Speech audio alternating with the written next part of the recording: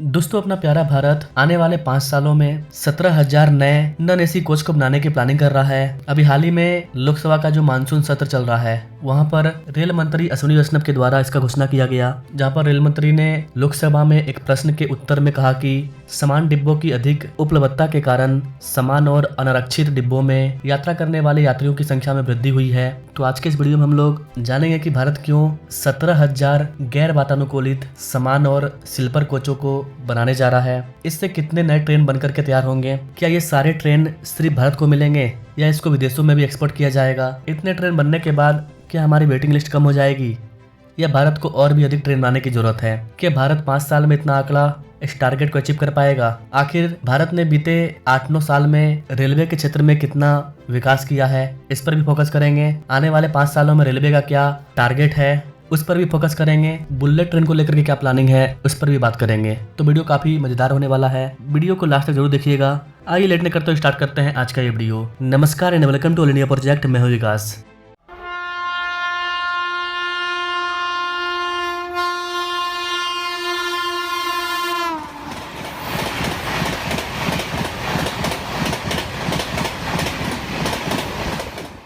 Guys, rail मंत्री अश्विनी वैष्णव ने बुधवार को अर्थात 30 जुलाई को लोकसभा में कहा कि सरकार 5 वर्षों में 17,000 नॉन एसी स्लीपर कोच को पेश करने वाली है और इसको सिर्फ फेंका नहीं गया है, बल्कि लोकसभा में एक लिखित उत्तर में अश्विनी वैष्णव ने टोटल 82,200 कोचों में गैर एसी कोचों का प्रतिशत बढ़ाकर 70% कर दिया है। मतलब अपने प्यारे भारत में वर्तमान में 70% नॉन एसी कोच है और 20% अर्थात 25,000 कोच एसी है जो कि एसी बोगियां हैं। रेल मंत्री अश्विनी वैष्णव के अकॉर्डिंग रेलवे ने समान श्रेणियों में यात्रा की मांग करने वाले यात्रियों के लिए सुविधाओं में उल्लेखनीय वृद्धि की है। सिर्फ अगले साल वित्तीय वर्ष 2024-25 में विभिन्न लंबी दूरी की ट्रेनों में 1250 समान डिब्बों का उपयोग किया गया है। उन्होंने कहा कि गैर एसी कोचों की वर्तमान जो उच्च हिस्सेदारी है वो लगभग 70% पहुंच गई है। इसके अलावा रेलवे अगले 5 वर्षों में 17,000 और नए नॉन एसी कोचों को बनाने जा रही है। मतलब 82,200 कोच ऑलरेडी हमारे पास अवेलेबल हैं। इसमें 17,000 और नॉन एसी कोच ऐड कर दीजिए। इतने कोचों को बनाया जाएगा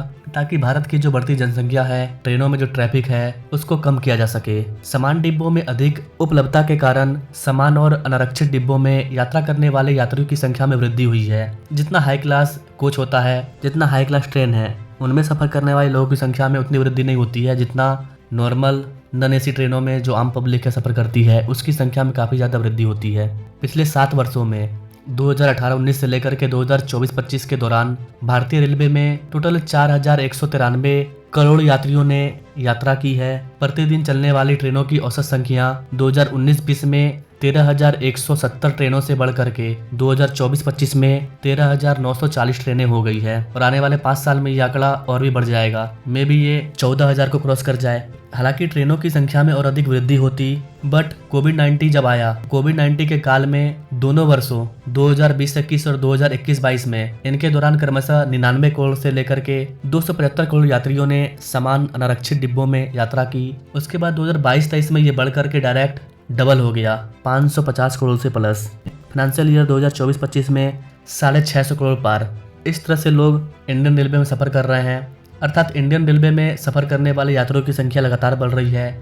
ऐसी कंडीशन में हमें ट्रेनों को भी बढ़ाना होगा। इसके लिए हम लोग जितना ज़्यादा कोच बना पाएँ उतना ज़्यादा हम नए ट्रेन को बना पाएंगे। अभी मैंने आपको हाल ही में इस वाले वीडियो में बताया था कि सरकार 1,000 न्यू ट्रेन चलाने वाली है। 1,000 न्यू ट्रेन के लिए 17,000 कोच को बनाया जा रहा है। आप चाहें तो हमारे इस वाले वीडियो को देख सकते हैं। पिछले कुछ वर्षों में गैर एसी यात्रियों के लिए सीटों की संख्या में वृद्धि हुई है। टोटल 69 लाख सीटों में से 54 लाख सीट नॉन एसी है अर्थात 78% और 15 लाख एसी सीटें हैं। भारत सरकार इंडियन रेलवे का विस्तार किस तरह से कर रही है, इसका अंदाजा आप एक ऑफिशियल डाटा से लगा सकते हैं। पिछले 3 वर्षों में और चालू वित्तीय वर्ष 2025-26 जो भी चल रहा है, इसके दौरान भारतीय रेलवे ने टोटल अब तक 9,703 किलोमीटर लंबाई की टोटल 237 परियोजनाओं को मंजूरी दी है। इसके अलावा 180 रेलवे का दोहरीकरण किया गया है, जहां पर 1 लाइन है वहां पर डबल लाइन, जहां पर 3 लाइन है वहां पर 4 लाइन।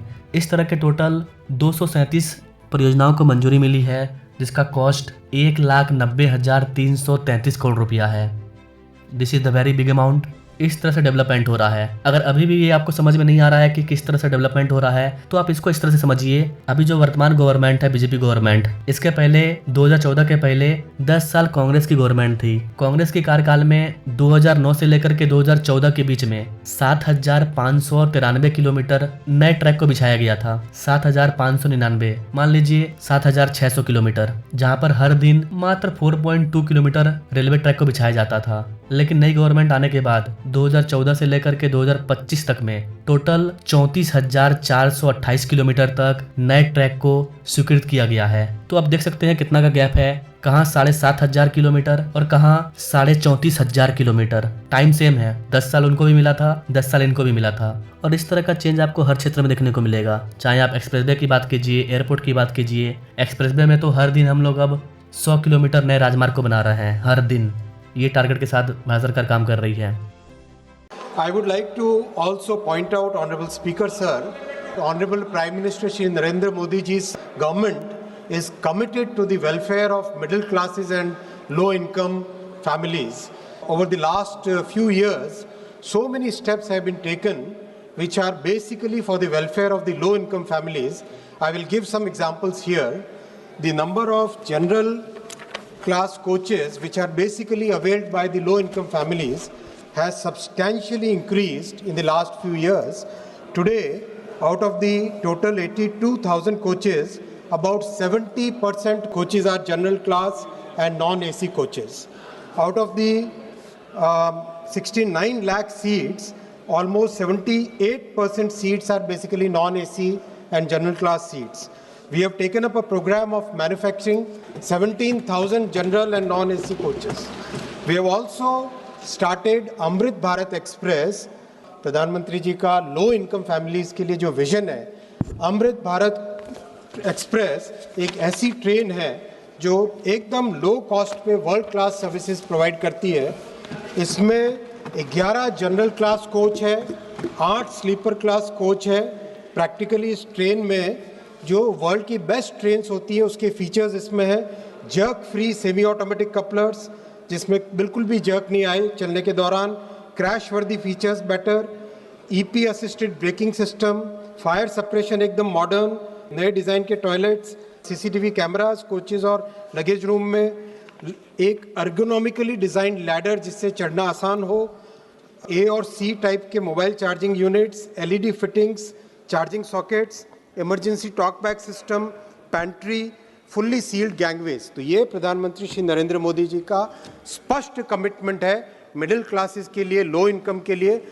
भारतीय रेलवे ने यात्रियों को विश्व स्तरीय सुविधा प्रदान करने और रेलवे स्टेशनों पर ट्रेन संचालन की दक्षता में सुधार लाने के उद्देश्य से अमृत भारत स्टेशन योजना शुरू की है। मंत्री के अकॉर्डिंग अमृत भारत स्टेशन के तहत 1337 स्टेशनों का रीडेवलपमेंट काम पूरा हो चुका है। लेकिन अब तक नई दिल्ली रेलवे स्टेशन का रीडेवलपमेंट नहीं हुआ था, लेकिन अब वो भी स्टार्ट हो चुका है। इस पर मैंने पहले भी वीडियो अपलोड किया है, कल फिर एक और वीडियो आ जाएगी new Delhi railway station redevelopment के ऊपर। इसके अलावा गाइस आपको बता दें कि यात्रियों के अनुभव को बेहतर बनाने और आरामदायक यात्रा प्रदान करने के लिए भारतीय रेलवे पर आधुनिक सुविधाओं से युक्त अत्याधुनिक वंदे भारत ट्रेनें, अमृत भारत ट्रेनें और नमो भारत रैपिड रेल की शुरुआत की गई है। लेकिन जनसंख्या हमारी लगातार बढ़ते जा रही है, हमें और ट्रेनों की जरूरत है। मेट्रो का विस्तार हो रहा है, आरआरटीएस भी बन रहा है, नमो भारत भी बन रहा है, वंदे भारत भी बन रहा है। इस तरह की जो नई नई ट्रेन है ये 2014 के पहले सुनने को नहीं मिलती थी। जो पुरानी ट्रेन थी राजधानी एक्सप्रेसवे, वही सब का विस्तार किया जाता था, उस तरह की ट्रेन ही बनती थी। लेकिन अब जब बजट दिया गया है, पहले कहाँ 40,000 50,000 बजट दिया जाता था, अब कहाँ 2.5 लाख करोड़ रुपया दिया जा रहा है। तो बजट ज़्यादा मिलेगा, पैसा ज़्यादा मिलेगा तो डेवलपमेंट काफ़ी ज़्यादा होगा। डेवलपमेंट हो रहा है, लेकिन जनसंख्या काफ़ी ज़्यादा है, वेटिंग लिस्ट खत्म होने में अभी भी टाइम लगेगा। मतलब 10 साल के कंपैरिजन में तो काफ़ी अच्छा काम हुआ है, लेकिन भारत को अगर डेवलप कंट्री बनना है तो हमें और भी ज़्यादा बनाना पड़ेगा। तो ओवरऑल देखा जाए तो इंडियन रेलवे काफ़ी तेज़ गति से विस्तार कर रही है। 1000 न्यू ट्रेनों को बनाया जाएगा, इसके लिए 17,000 नए कोचों को बनाया जाएगा। इसके लिए पैसा जारी किया जा चुका है, ये बनेगा। इसके अलावा गाइस आपको बता दें कि भारत अब नए ट्रेनों को बनाने के साथ साथ नए ट्रेनों को एक्सपोर्ट करने की प्लानिंग कर रहा है। अगर हम एक्सपोर्ट करेंगे, चीज़ों को बेचेंगे तो और ज़्यादा पैसा आएगा, बिजनेस चलेगा, और ज़्यादा पैसा आएगा तो हमारी इकोनॉमी ग्रो करेगी, वर्ल्ड लेवल पर हमारी ट्रेनें चलेगी, भारत मैन्युफैक्चरिंग हब बन जाएगा, और इसके साथ साथ हम लोग अपने देश का भी डेवलपमेंट करेंगे। सेम यही चीज़ चाइना पहले कर चुका है, बहुत पहले। बाकी आप इंडियन रेलवे के बारे में क्या कहना चाहेंगे, आपको क्या लगता है भारत को वेटिंग लिस्ट कम करने के लिए कितने हजार न्यू ट्रेन बनाने होंगे? Comment now. And now thanks for watching. मिलते हैं अपने लोग अगले वीडियो में, तब तक के लिए जय हिंद।